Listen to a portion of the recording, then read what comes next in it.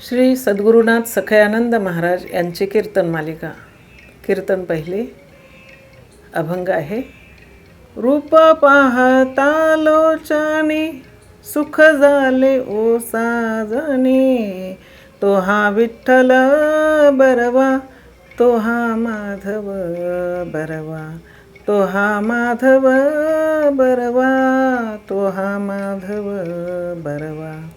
बहुत सुकृतांची जोडी म्हणून विठ्ठली आवडी, तो हा विठ्ठल बरवा, तो हा माधव बरवा, तो हा माधव बरवा, तो हा माधव बरवा.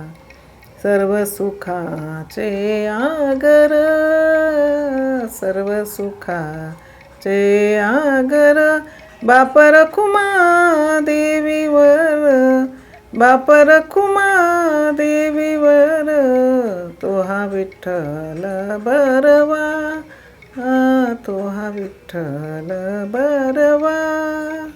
जय जय राम कृष्ण हरी, जय जय राम कृष्ण हरी, जय जय राम कृष्ण हरी, जय जय राम कृष्ण हरी, जय जय राम कृष्ण हरी, जय जय राम, जय जय राम.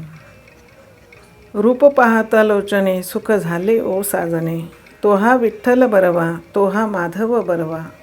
ज्ञानेश्वर महाराज यांना दुःख निवर्त होण्याकरिता व सुखाची प्राप्ती करून घेण्याकरिता विठ्ठलाची अपेक्षा होते.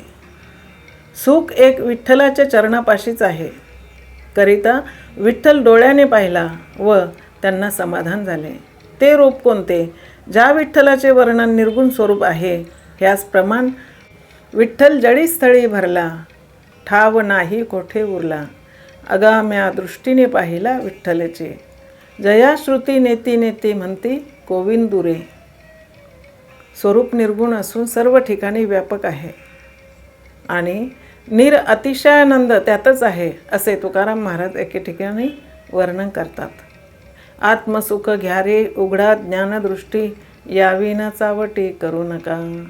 तर आत्म्याच्या ठिकाणी सुख आहे, असं परमात्मा आपणापासून सर्वत्रांच्या ठिकाणी व्यापक स्थितीने भरला आहे. त्याचे रूप डोळ्याने कसे पाहिले?